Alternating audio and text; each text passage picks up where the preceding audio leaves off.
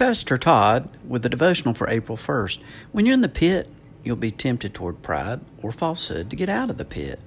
In verse 4, David writes, "How blessed is the man who has made the Lord his trust, and has not turned to the proud, nor to those who lapse into falsehood."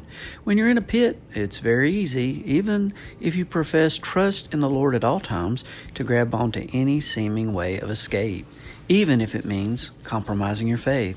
The proud are those that boast in their own abilities. They don't recognize or admit any personal weakness. Rather, by their own ingenuity and effort, they will get out of their crisis on their own.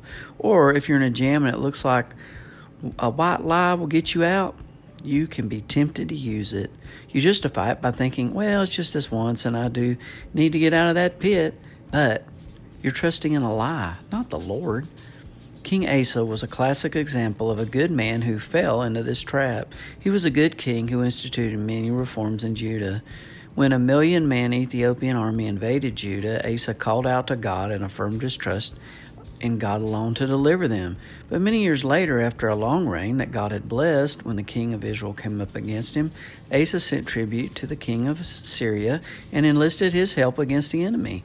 Interestingly, his ploy worked. The king of Israel had to abandon his invasion of Judah to defend his northern flank. But a prophet rebuked Asa for relying on the king of Assyria instead of relying on the Lord.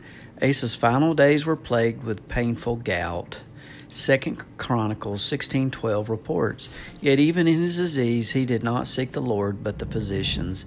It's not that it's wrong to go to doctors, but it's wrong to trust in doctors if your primary trust is not in the Lord.